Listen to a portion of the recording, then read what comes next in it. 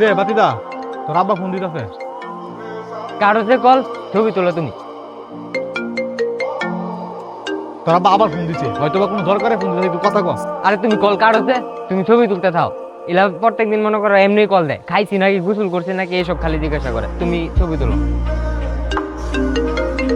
আবার কেটা কল দেয়? আরে ওখানে তোর গার্লফ্রেন্ডে ফোন দিছে, আমি কাইটা দিছি। তাহলে কলটা কাজটা করে, এখন তুমি জানো কত চিন্তা করবো আমার লাগা। ফোন কাটতাম না কি করব, ছবি তোলার মধ্যে বিরক্ত করতেছে।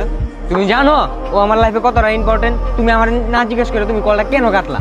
তোর বাবা দুইটা কল দিল, তুই আমার বারবার বললি কলটা কাইটা দিতাম। আর এখন তোর কোন বাড়ির কোন মেয়ে তোরে কল দিছে, এটার জন্য তোর এত টেনশন, কিন্তু তোর বাবার জন্য তোর একটু টেনশন নেই, একটু কলে কথা বলার প্রয়োজন মনে করলি না। তোর তো বাবা আছে, তাই বাবার গুরুত্বটা এখন বুঝতেছিস না। অথচ যে বাবা তোরা জন্ম দিচ্ছে, তোরা ছোট থেকে বড় করছে, লালন পালন করছে, তারই আজকে তোর কাছে গুরুত্ব নাই। অথচ অন্য কোন বাড়ির মেয়ে যার সাথে তোর 2 দিনের সম্পর্ক, আজকে আছে কাল থাকবে না, তার জন্য তোর এত টান। যেদিন বাবা থাকবে না সেদিন বুঝবি বাবা কি জিনিস। সবসময় চেষ্টা করবি বাবারে গুরুত্ব দেওয়ার, বাবার কলটা রিসিভ করার, কারণ যার বাবা নাই, বাবার মর্মটা একমাত্র সেই বুঝবে।